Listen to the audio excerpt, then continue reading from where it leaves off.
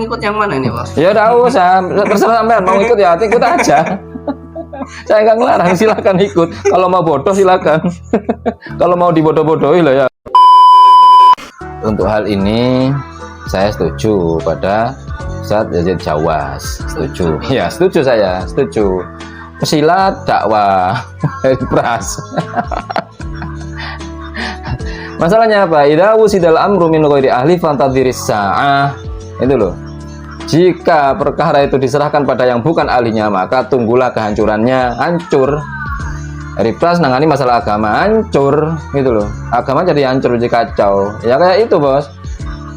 Apa setiap lagu-laguan apapun bentuknya nyanyi. Nah, itu kan kayak gitu. Jadinya adzan itu tentu nyanyi, merotal nyanyi, ya kan? Baca Quran bitaguni nyanyi. Assalamualaikum warahmatullahi wabarakatuh. Halo teman-teman, ketemu lagi dengan dua abang Deso ya, Deso di channel Mr. Coach. Oke, yuk mari kita ngobrol di channel ini dengan sersan serius tapi santai.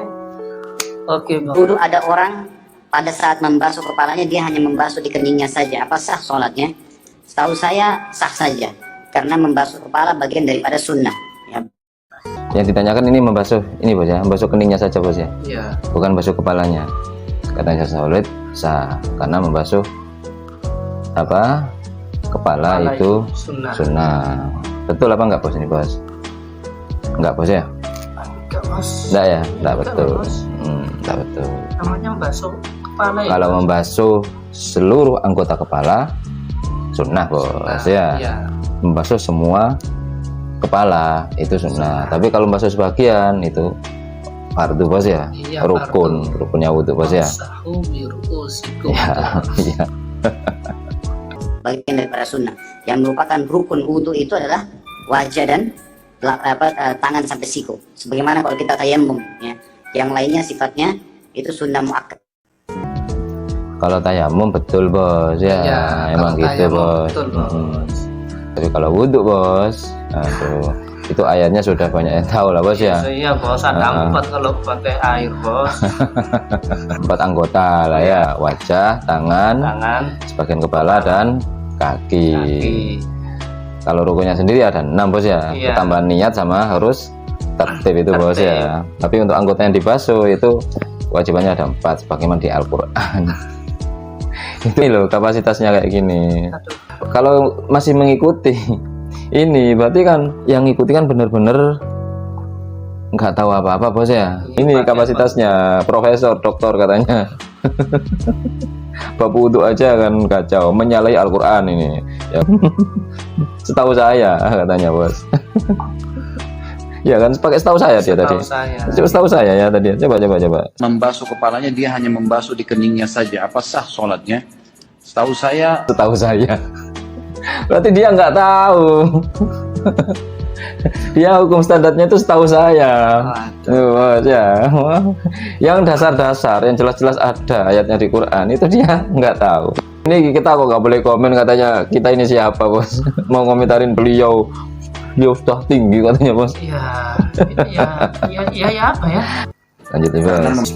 Kotorannya najis yang haram dimakan dagingnya, berarti kotorannya najis. Yang haram dimakan dagingnya, kotorannya najis.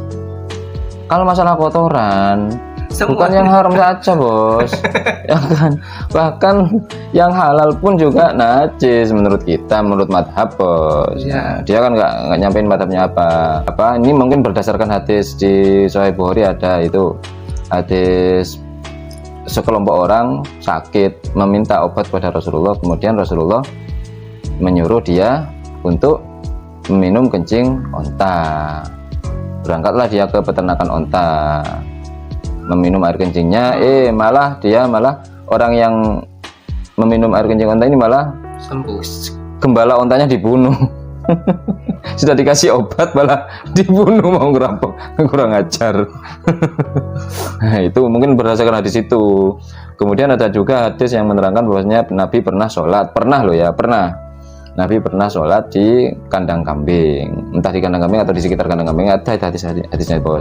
Mungkin berdasarkan hadis itu mungkin. Ya. Tapi kalau kan madhab kan pandangannya kan luas, bos. Banyak hadis dikumpulkan semuanya, bukan satu itu dua.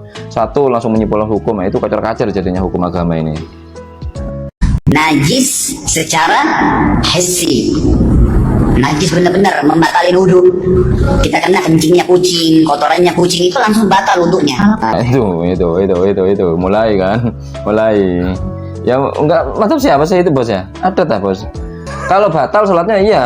Kalau ya Pas sholat langsung ada kucing langsung pipis di baju kita, ya batal. Kalau sholat, kalau wudhu itu. Wudhu kita nyentuh ya enggak, tinggal dibasuh saja, gak usah wudhu ulang, bos ya. Iya Iya bos. Iya. Aduh, ini gimana ini? Aduh. Kucing mah enggak Kucing itu ya kencingnya tidak najis, kotorannya tidak najis, air liurnya tidak najis. Ini kalau satu madhab kenapa mereka berlainan gitu loh bos? Iya. Ya. Ini berarti bukan atas dasar madhab, atas dasar pendapat pribadi melalui hadis, 1-2 hadis, terus pendapat pribadi. Kalau madhab pasti nggak berlainan kayak gini, soalnya ini dasar kan bos ya? Dasar. Bukan furu'iyah ini dasar kayaknya ini. Ya sebenarnya saya kasihan sama yang masih percaya yang gini-gini ya, dengan topeng paling sesuai Al-Quran dan Sunnah itu loh, ya kan? Aduh. Sehingga tidak mengacu pada madhab ini. Sekarang kan lebih hebat dari madhab lah inilah ya. Dimakan dagingnya maka tidak najis. Dan ya, Anda kan dalam Sahih Bukhari juga Nabi SAW menyuruh orang-orang itu berobat dengan minum air kencing onta. Minum air kencing onta. Sedia tahu air kencing onta, ya, boleh diminum untuk obat. Ya. Kemudian juga Nabi menyuruh sholat di kandang kambing. Katanya kalau sholat di marobidil kanan, kalau laki-laki di kandang kambing, namun kandang kambing tidak akan lepas dari percikan air kencing kambing. Ada kotoran kambing, meskipun menjijikan namun tidak najis. Tidak semua yang menjijikan itu najis. Oleh karenanya dari menunjukkan bahwasanya boleh minum dari kencing onta, dan ini dikiaskan kepada hewan-hewan yang boleh dimakan, maka air kencingnya tidak najis. Nah, ya tadi. Kalau kayak gini bos, dia mengkiaskan bos, onta sama kambing berarti dikiaskan ke hewan-hewan yang boleh dimakan dagingnya, maka kotorannya tidak najis. Kalau gini mengiaskan, tapi di sudut lain jika berbeda dengan orang lain bos ya, jika orang lain berbeda amalan, nggak boleh, harus sesuai hadis. Nah gitu bos, harus sesuai hadis, harus.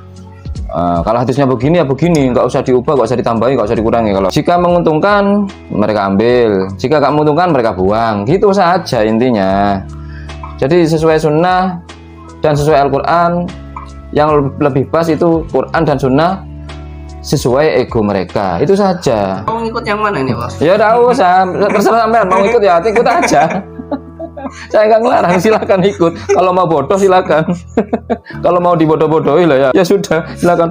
Ini loh bos, kapasitas kita bos ya. Kita aja santri bos, santri di Nahdiyin itu bisa mengimbangi ustadz-ustadz ini. Banyak kan santri-santri itu ngajak debat banyak. Kapasitas ini, kapasitas ustadz sini di Wahabi ini, kalau dibandingkan dengan ustadz kita bos kayak Gus Baha itu ya jauh bos, beda sama sumber minyak bos. Kapasitas mereka itu dengan santri aswaja bisa diimbangi, itu bos. Arab itu kalau ajan pendek-pendek, Allahu Akbar, Allahu Akbar, Allahu Akbar, Allahu Akbar. Coba deh di Indonesia deh, entar nih Zohor nih. Allahu Akbar, Allahu Akbar,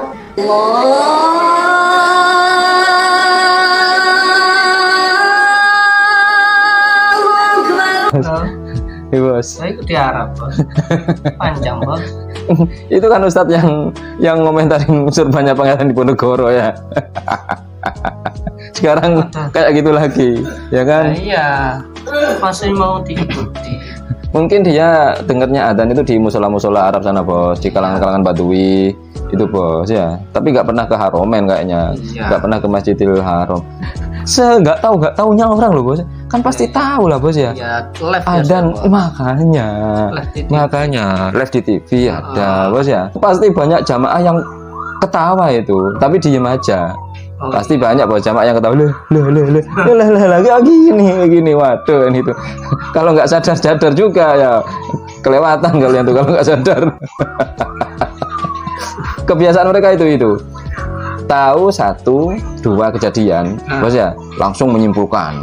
Tahu 1-2 hadis, langsung menyimpulkan. Seakan-akan meniadakan yang umum, yang sudah ingin menafikan yang banyak. Aja nasi untuk buka puasa. La haula wa la quwwata illa billah. Mana ada dari sahabat seperti itu? Semua sahabat buka dengan air dan korma. 1 butir korma cukup buat dia. Seandainya nggak ada korma, cuma air aja, cukup nggak untuk buka puasa? Cukup. Rasa. Salahnya di mana? Mungkin Anda perlu mencari lagi hadis-hadis fadilah sodako di bulan Ramadan. Pahala di bulan Ramadan itu gimana?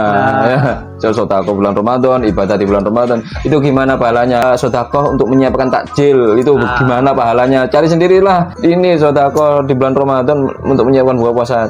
Masalah lagi, bos. Ya, manhaj mereka itu manhaj penuh masalah sebenarnya sih ya. Saya herannya gitu. Biasanya, bos, orang yang suka mencari kesalahan-kesalahan orang itu biasanya ada kebusukan yang disembunyikan, bos. Dakwah, tobat, dia dari pendeta masuk Islam, dakwah. Punya ilmu apa dia? Pelawak, tobat, dakwah. Ada nggak pelawak, tobat, dakwah? Allah musta'an. Penyanyi, tobat, dakwah. Pemusik, tobat, dakwah. Nggak punya hak dia untuk berdakwah. Tidak punya hak sama sekali. Dan haram bagi dia untuk berdakwah. Karena apa? Karena dia nggak punya ilmu. Dan ini merusak. Sekarang ketika dia nggak punya ilmu, apa yang disampaikan? Untuk hal ini saya setuju pada Ustaz Yazid Jawas. Setuju. Ya, setuju saya. Setuju. Pesilat dakwah. Pras. Masalahnya apa? Idza wusidal amru min ghairi ahli fantadhiris sa'ah. Itu loh. Jika perkara itu diserahkan pada yang bukan ahlinya, maka tunggulah kehancurannya. Hancur. Ripras nangani masalah agama, hancur gitu loh. Agama jadi hancur, jadi kacau. Ya kayak itu, bos. Apa? Setiap lagu-laguan apapun bentuknya nyanyi. Nah, itu kan kayak gitu. Jadinya adzan itu tentu nyanyi, merotal nyanyi, ya kan? Baca Quran bitagoni nyanyi. Perasaan bilangnya gitu, setiap apapun bentuknya, kalau lagu-lagu namanya itu karena bukan ahli agama kan itu, jadinya kacau, rusak agama ini. Betul ini. Cuma kalau sekedar dakwah mengajak untuk kebaikan, siapapun wajib itu, bos. Wajib. Ya, contohnya ayo ngajak sholat. Nah, itu kan dakwah juga. Jadi dakwah di sini ada 2, bos. Ya. Dakwah yang untuk mengajak ke ibadah-ibadah mahdoh, bos. Dakwah yang menentukan mengambil kebijakan di masalah-masalah agama. Nah, itu beda lagi, itu harus kapasitasnya. Kalau untuk hanya dakwah mengajak kebaikan, ayo sholat, ayo puasa, kayak gitu, itu setiap orang wajib, bos. Setiap orang wajib. Dakwah, ya, kayak gitu wajib. Jangan gitu, jangan berbuat jahat, jangan bohong, jangan itu wajib, bos. Ya kan? Tapi kalau sudah menyentuh ranah agama, dakwah mengurusi masalah agama, itu loh, itu sudah over itu. Kalau orang awam bukan kapasitasnya kok masuk ke ranah masalah agama. Masalah agama lah ini loh yang nggak boleh. Soalnya apa? Bisa menyesatkan. Masuknya kemana? Masuknya ke wa minan nasi mayyujadilu fillahi bighairi ilmin wala hudan wala kitabin munir. Nah, kayak gitu. Sebagian manusia itu berbantah-bantahan atau berdiskusi tentang masalah agama tanpa ilmu, tanpa kitab, tanpa petunjuk. Nah, jadinya jadi gitu, hancur, bos. Berarti kalau amar ma'ruf itu semuanya wajib. Semuanya. Kalau masalah mengajak kebaikan, amar nahi mungkar itu wajib sesuai kemampuannya lah, bos. Bos, itu saja untuk kali ini, bos. Semoga bermanfaat, bos. Oke, semoga bermanfaat, semoga bisa dicerna oleh pikiran kita. Dipikir ya. Yang baik-baik semuanya datang dari Allah, yang jelek-jelek semuanya datang dari kami. Walafumikum, mohon maaf. Assalamualaikum warahmatullahi wabarakatuh. Assalamualaikum warahmatullahi wabarakatuh.